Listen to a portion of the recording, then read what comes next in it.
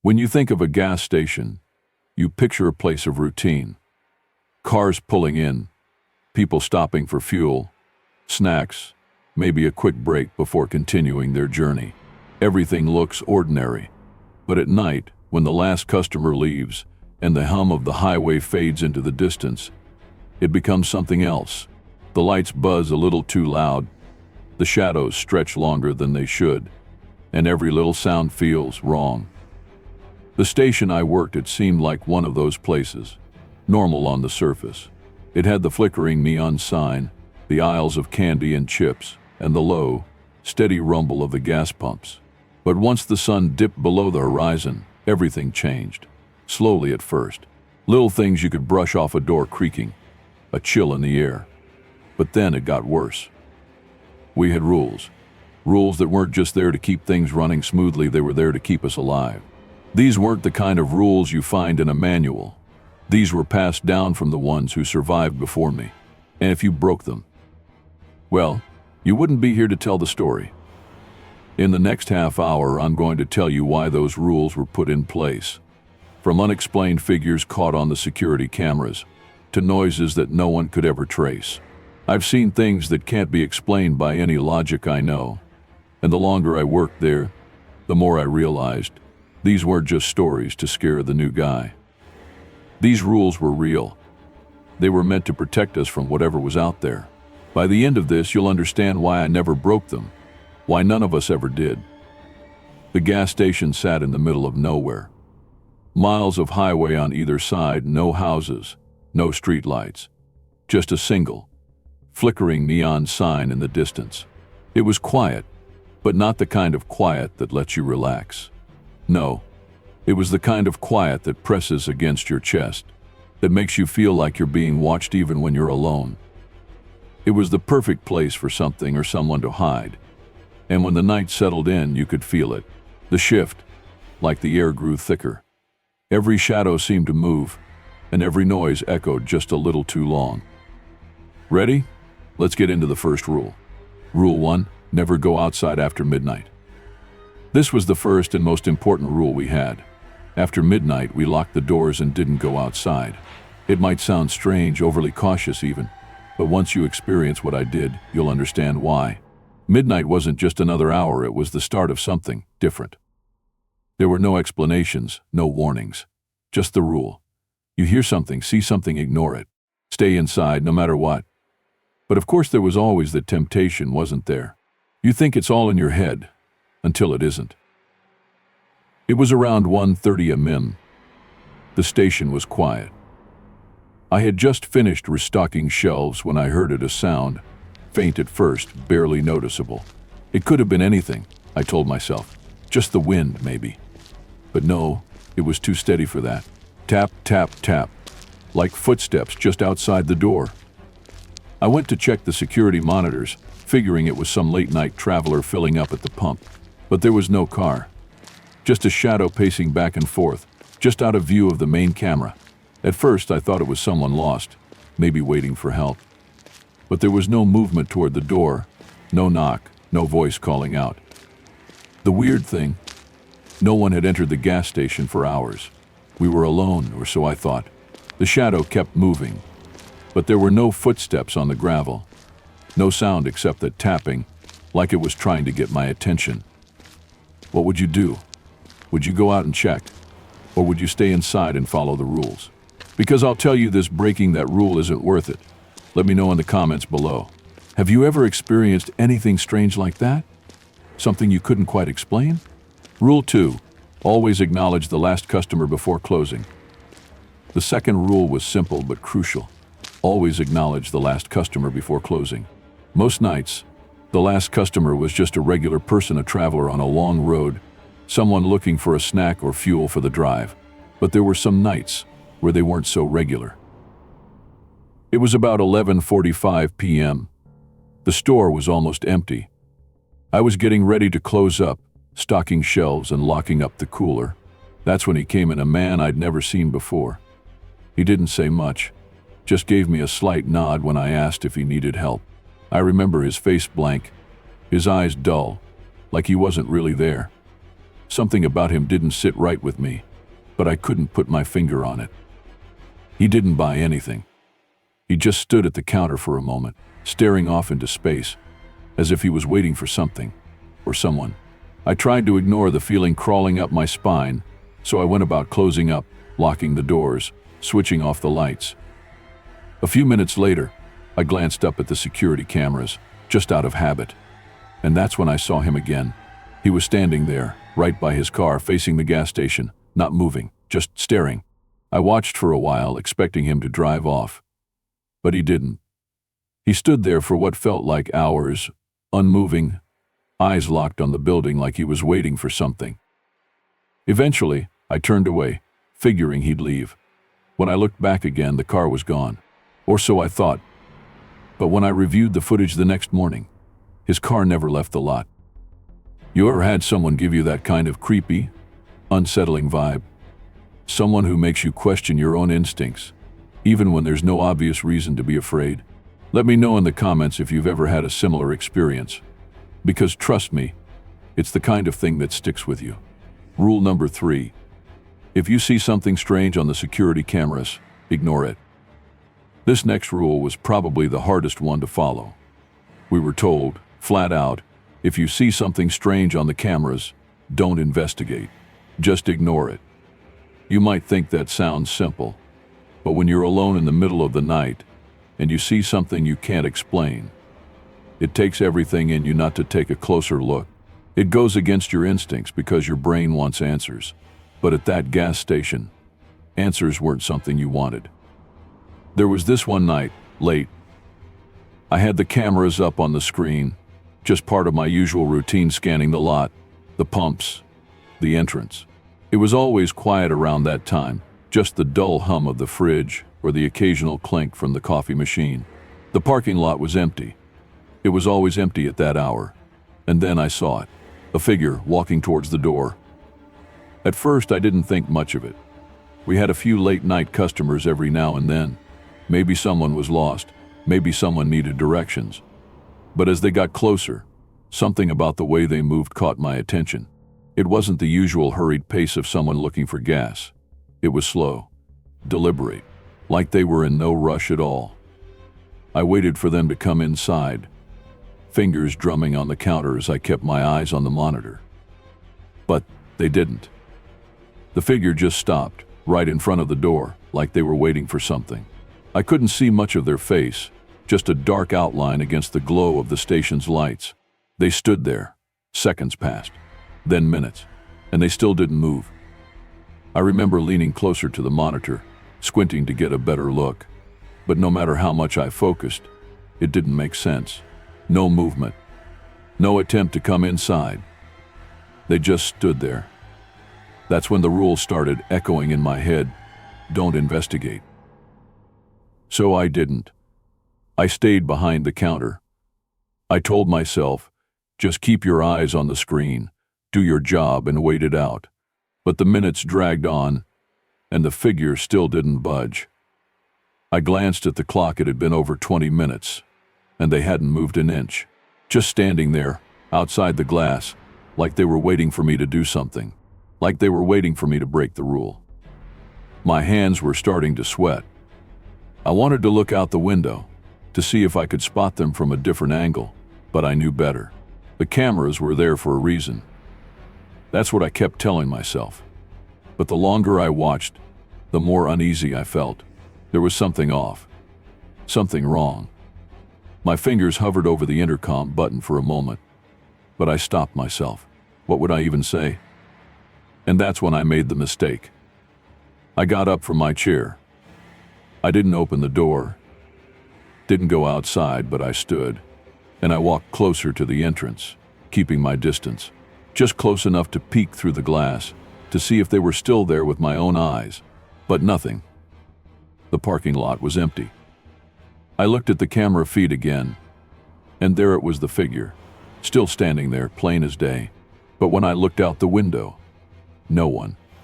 I checked the camera feed, then the door again.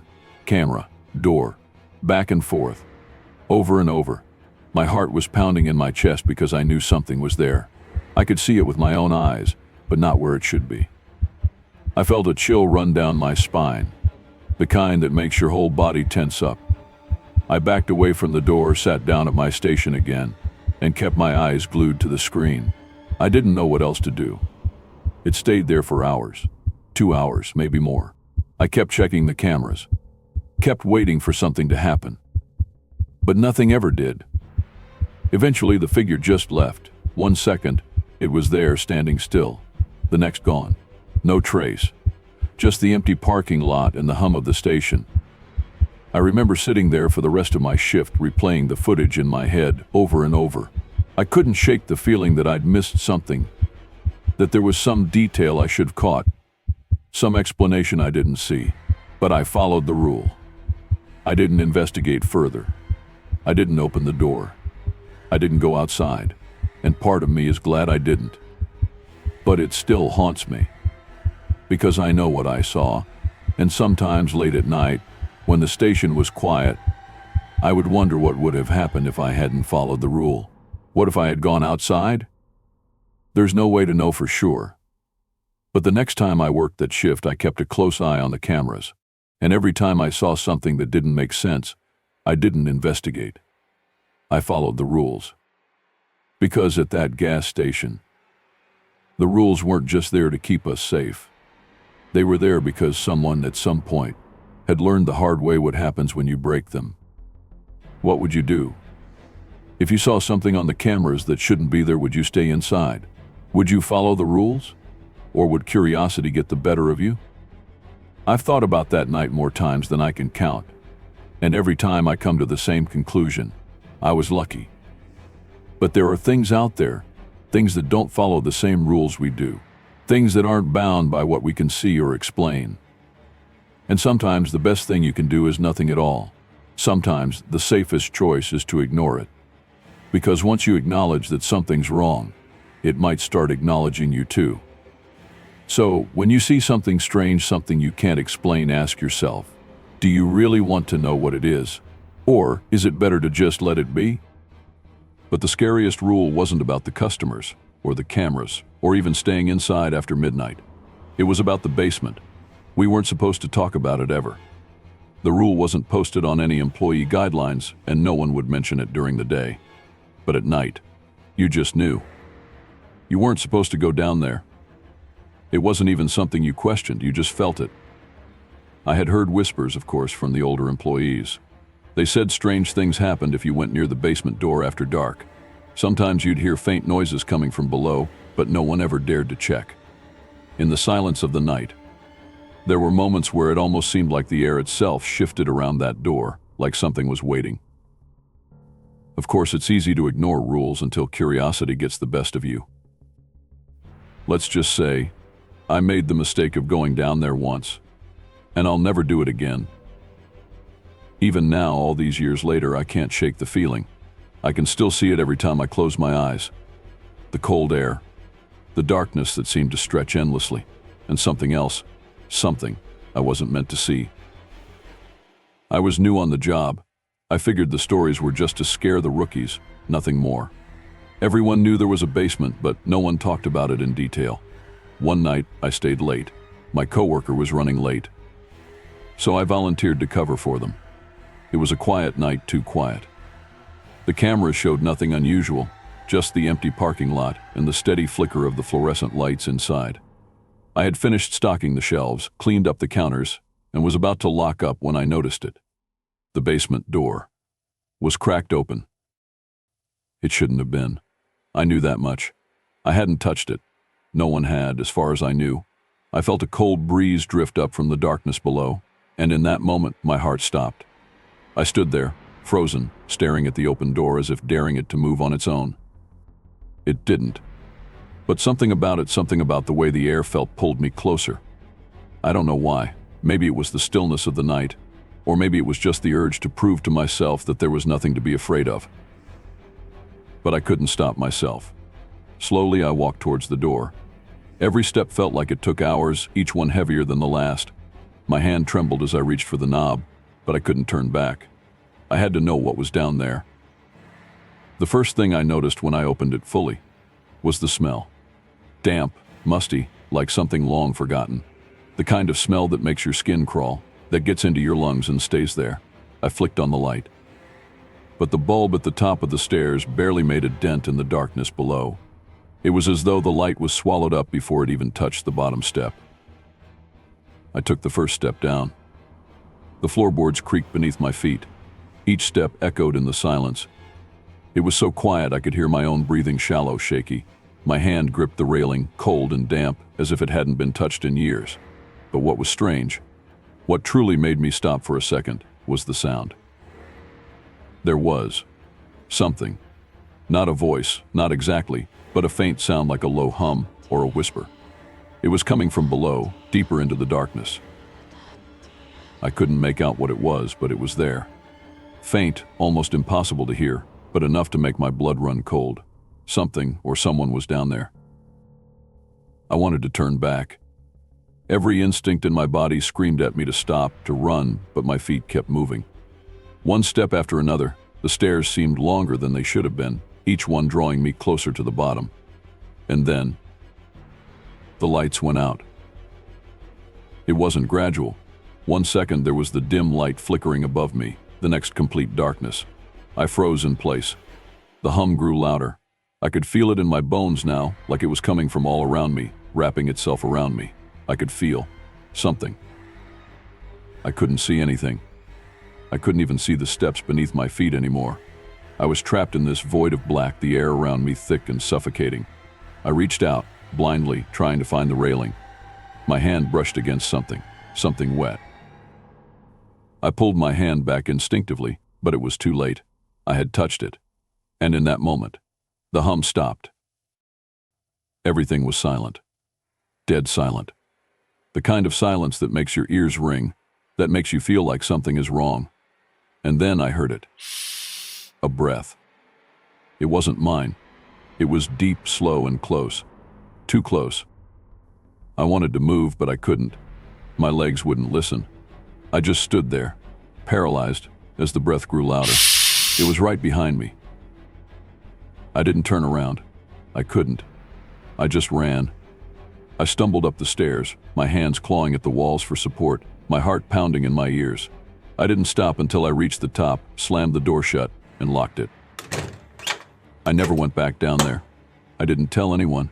I just left it. Whatever was in that basement, it wasn't something I was meant to understand. But sometimes late at night I still hear it.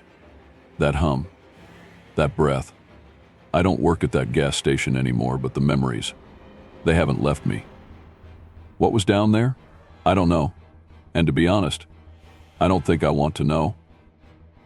But there's more to this story. You see, the basement wasn't the only place with secrets. The gas station itself had its own set of rules, its own shadows that moved where they shouldn't have. And what happened after that night? Well, let's just say things started to get even stranger. But I'll get to that. Rule 4. The basement is off limits. Every gas station has its quirks, its odd rules, and its strange routines. But this gas station, this one had something more. Beneath the floors, hidden away where customers never ventured, was the basement. You see, most places have a basement for storage, nothing unusual there, but this one had rules. Strict rules. And the first rule was simple: no one was allowed down there after dark. It wasn't like the door was always locked. During the day, sure, we'd go down to grab supplies, refill stock, but after the sun dipped behind the horizon, that basement became something else entirely. The air down there felt different, heavier, as if you weren't alone even when you were. And for some reason, that door, once the clock struck midnight, had to remain locked. We were told never to question it, never to try the handle, and above all, never to take the key with us. That key, there was something strange about it too. Small, rusted, like it had been there far longer than the gas station itself, and then one day it vanished. Gone. No explanation. We didn't ask, because honestly, none of us wanted to know. But of course, there's always someone. You know the type. They don't believe the stories, they think the rules are just made to scare the new hires. And that's exactly who Jake was. A new guy. Just a few weeks in. He hadn't seen anything strange yet. So one night he decided to break the rule. Maybe he thought it was a joke, Maybe he just didn't care, but he found the key. We didn't notice at first. It was a quiet night, the kind of night where you just count the hours until your shift ends. The usual customers came and went, filling up their tanks, grabbing snacks, nothing out of the ordinary. And then, I noticed Jake wasn't at the counter. His coat was still draped over the back of the chair, his drink still half full on the table, but no Jake. I thought maybe he stepped outside for a moment, but when I checked, his car was still parked where it had been all night. The cameras? Nothing. No sign of him anywhere on the lot. But then the basement door, it was slightly ajar. I didn't want to go near it, but I had to. You see, once that door was open, you could feel it. The air shifted, colder somehow. And there was this faint sound, a creaking noise, like something heavy was being dragged just below the floorboards. I called out his name. No answer. That's when I realized what he had done. Jake had gone down there, into the basement. I didn't follow. I didn't need to. The rule was clear: never go down there after dark. I backed away, locked the door, and waited for him to come back.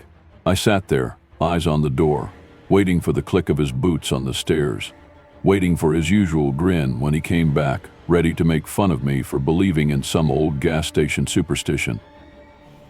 But hours passed, and Jake didn't come back. Midnight turned into 1 a.m., then 2, and right around 3 the sound started. A scream, muffled but unmistakable. It came from below. It echoed up through the floor, sharp, brief, and then silence. I ran to the door, but by then it was locked again. No sign of Jake. His car still sat outside, his stuff still in the break room, but Jake was gone. We searched, called his phone. Nothing. The police came, asked questions, looked around. They didn't find anything either. Just an empty basement and a missing person. No one saw him leave. No one saw anything. And that's how the rule became more than just something we followed out of habit. It became something we feared. After that night, none of us ever spoke about what happened. We didn't need to. The basement remained locked, the key was never found again, and the night shifts continued. But every once in a while, when things get quiet, when the hum of the machines fades away and the station falls into an uneasy silence, I swear I can still hear it, faint footsteps, like someone pacing just beneath the floor. And sometimes, just sometimes, there's a whisper of a scream. So, what would you have done? Would you have gone down those stairs? Or would you have stayed up top, hoping that whatever was down there stayed buried in the dark? Let me know what you think happened to Jake in the comments below. Rule 5. Don't be alone after 3 a.m.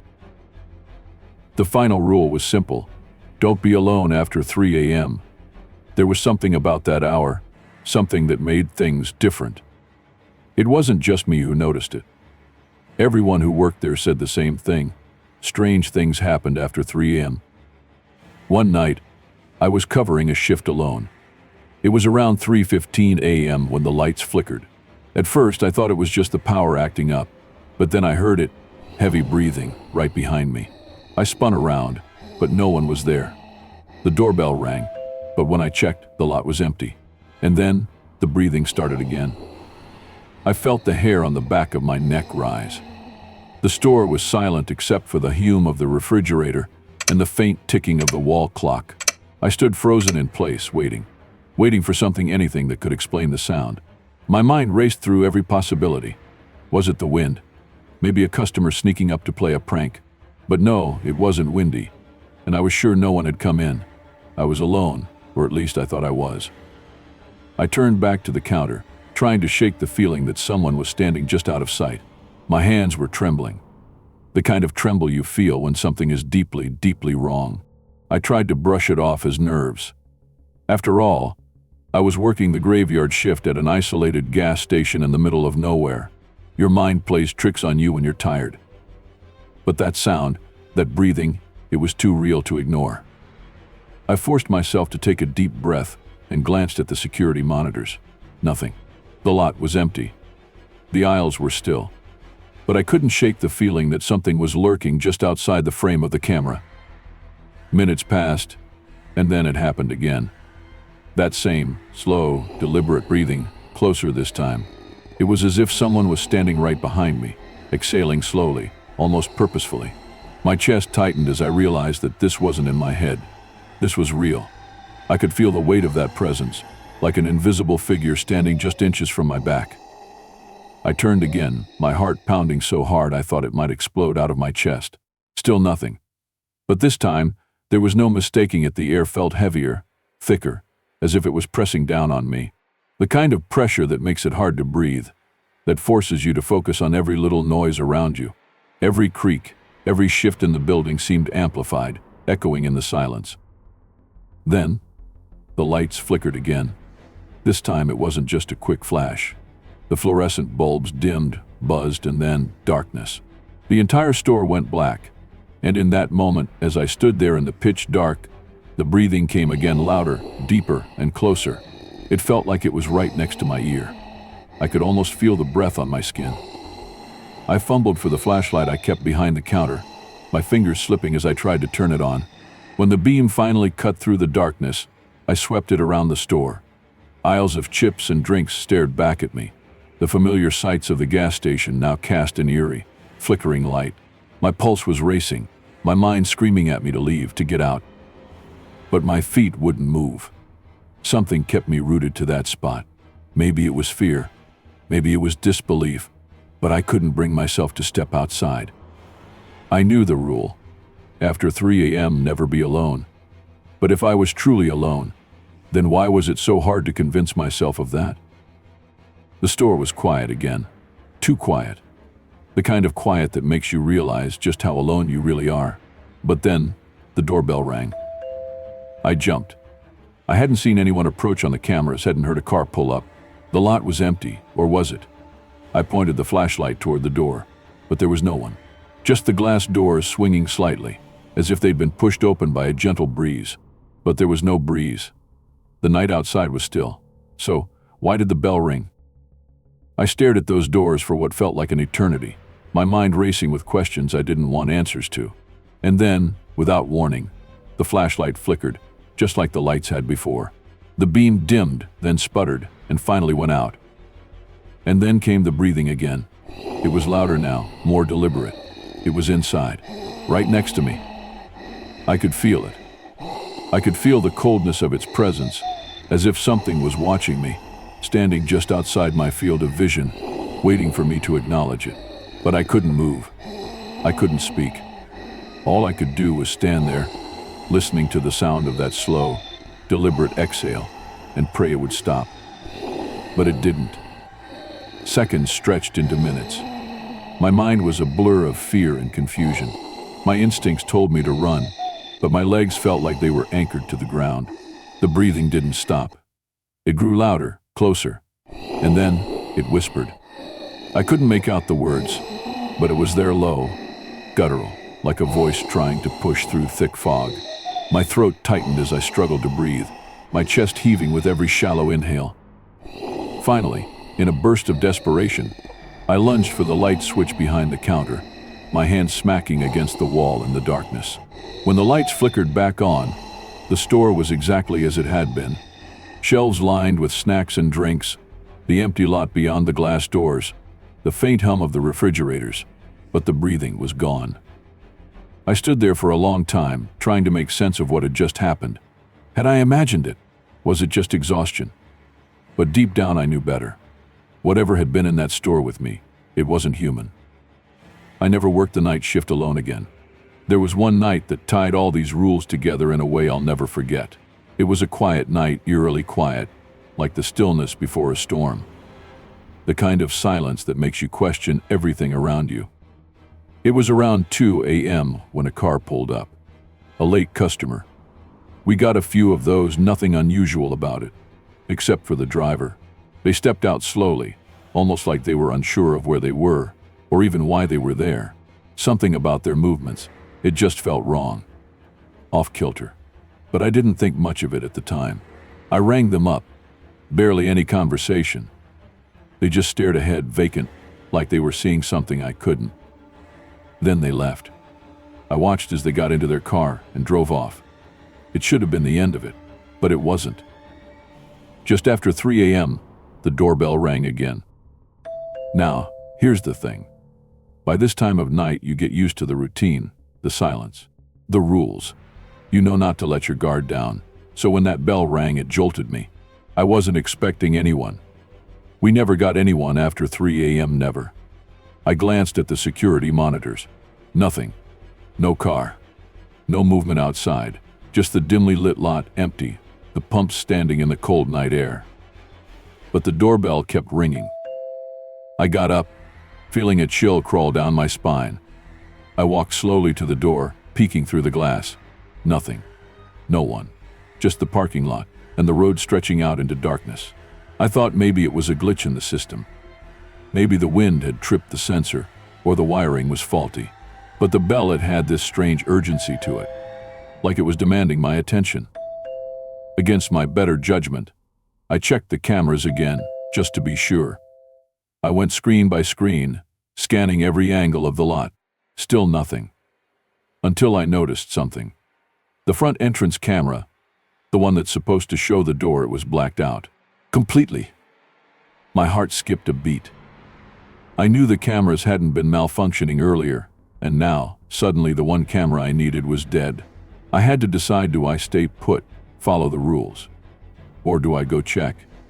And in that moment, a part of me wanted to ignore the rules, just to see what was going on. But that's when it hit me, the shadows. They were there everywhere. Every door, every window covered. They weren't just moving outside, they were pressing against the glass. It was hard to tell where they began or where they ended, but the outlines, they weren't human. And they weren't still, either. They writhed, like they were trying to get in, desperate, hungry. I felt my stomach drop. The shadows grew darker, heavier, like they were closing in on the station itself. The lights inside flickered, buzzing faintly. And through all of this, the bell kept ringing, over and over, like it was mocking me. I tried to steady my breath, forcing myself to remember the rules. Stay inside. Don't open the door. Don't acknowledge them. But it was hard to ignore the growing pressure, the overwhelming sense that, if I didn't act soon, it would be too late. I froze there, standing in front of the door, my hand inches away from the handle. And then something knocked. It wasn't a gentle knock, but a hard, deliberate one. Like whoever or whatever was outside knew I was right there, just inches away. I held my breath, but the knocking continued, louder this time, more forceful. Each bang rattled the door, shaking the glass in its frame. My instinct screamed at me to run, to hide, but something else, something stronger made me stay rooted in place. Maybe it was curiosity, maybe it was fear. I don't know. All I know is that I didn't move. The bell stopped ringing. The knocking stopped. But I wasn't relieved. I looked back at the cameras, hoping the shadows had disappeared. But the screen wasn't blacked out anymore. No, what I saw was worse. The cameras, all of them, showed the shadows. Every angle, every corner of the gas station lot covered in them. They pressed closer, tighter, like they were waiting for me to make a mistake. And that's when the lights inside flickered again. But this time they didn't come back on. I stood there in total darkness. The only light came from the faint glow of the security screens, still showing the shadowed figures outside. They were so close now, almost touching the glass. And I swear I heard them. A faint whisper. Something barely audible, like they were calling my name. I don't know how long I stood there, watching, listening. It could have been minutes, hours. Time seemed to stretch out, warping around the terror that gripped me.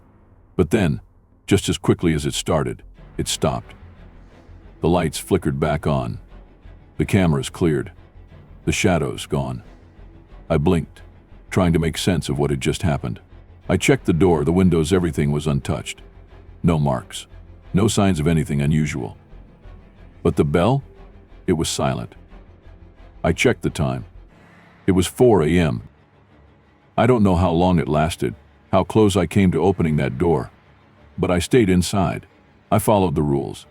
And because of that, I'm still here. I've thought about that night ever since. I've tried to piece together what it all meant, what I saw. But there's no rational explanation, no way to make sense of it. I left that job not long after. I couldn't take it anymore. The nights, the rules, the shadows, it all became too much. I don't know what happened to the station after I left. I've never gone back. But one thing is for sure, those rules were there for a reason. If I hadn't followed them, I wouldn't be here telling you this. Working at that gas station changed the way I see the night. The darkness used to just be the absence of light, a moment of quiet between the hustle of the day and the start of the next. But after those nights, after following those rules, it became something else. The night became alive. The silence, the shadows, the stillness, they were no longer just a backdrop. They had a presence, a weight, something you could almost feel watching you. The rules, they weren't just guidelines. They weren't there for convenience or to make the job easier. No, they were there to keep us from becoming part of whatever lurked in that empty space, in the hours between midnight and dawn. The time when the world felt different, when the regular rhythms of life seemed to stop, and something else took its place. I followed the rules, not out of fear, but because the alternative was unthinkable. The more I think about it, the more I realize those rules weren't there just to keep us safe. They were there to keep us alive. Every shift became a test of patience, of endurance, a game of survival. And after everything I've seen, I don't think I'll ever look at a gas station or the night the same way again. Thank you for sticking with me through these stories. You've heard the rules, the strange events, and the encounters that defy explanation. Now I have to ask, have you ever experienced something like this? Maybe not at a gas station, but somewhere just as unexpected. Somewhere ordinary, but where the ordinary turned into something unexplainable? If you have, I'd love to hear your stories in the comments below. Let's see who's brave enough to share. Because if there's one thing I've learned from these nights at the gas station, it's that we're never truly alone in the dark, even when we think we are. And if you enjoyed these stories, if they gave you chills or made you think twice about your next late night stop, make sure to hit that subscribe button. There's a lot more where this came from. Stories that will make you question what you think you know about the world around you. Who knows what horrors we'll uncover next? Next time I'll be telling you about something just a little further down the road. A haunted highway not far from the gas station. It's a stretch of road where strange accidents happen, where travelers vanish without a trace. Some say it's cursed. Others believe it's something far worse. But one thing's for sure, not everyone who drives that highway makes it to their destination. Stay tuned if you dare.